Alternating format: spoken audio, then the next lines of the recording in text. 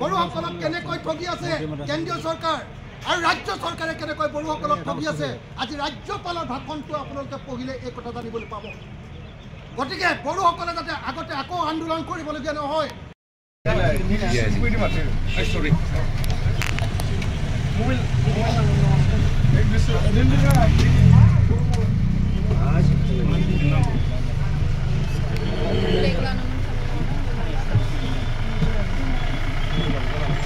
Line से थानांलायगौ माथो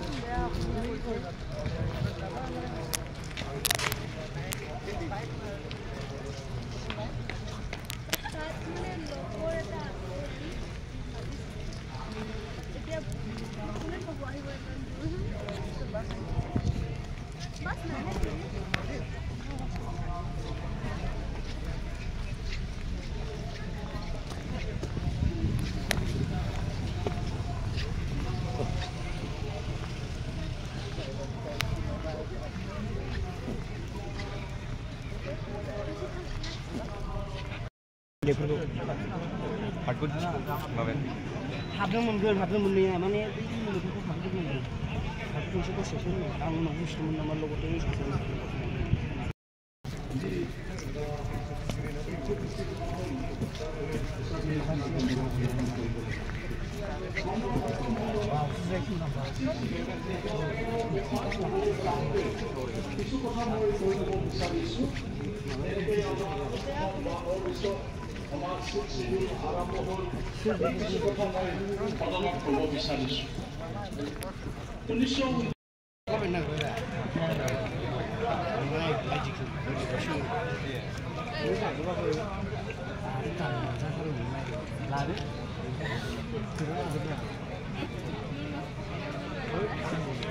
सिङाव गाबैबा खोमा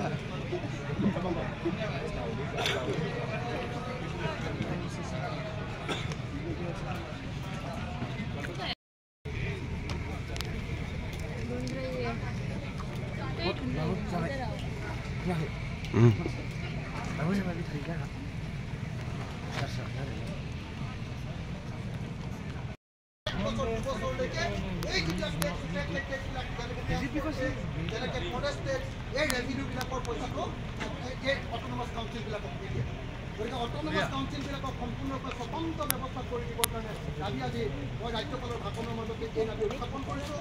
এই তিনিটা মূল দাবী আপোনালোকে জানি আচৰিত হ'ব যে BTRত আজি BTR এছেম্বলিত ইয়াতে অধিৱেশন পাতিছে অসম বিধানসভাৰ, অথচ ৰাজ্যপালৰ ভাষণত BTR চুক্তি কিমান কাৰ্যকৰীকৰণ কৰা হ'ল তাৰ কোনো বিৱৰণ নাই। কেনেকৈ বড়োসকলক ঠগি আছে বড়োসকলক কেনেকৈ ঠগি আছে কেন্দ্ৰীয় চৰকাৰ আৰু ৰাজ্য চৰকাৰে কেনেকৈ বড়োসকলক ঠগি আছে আজি ৰাজ্যপালৰ ভাষণটো আপোনালোকে পঢ়িলে এই কথা জানিবলৈ পাব।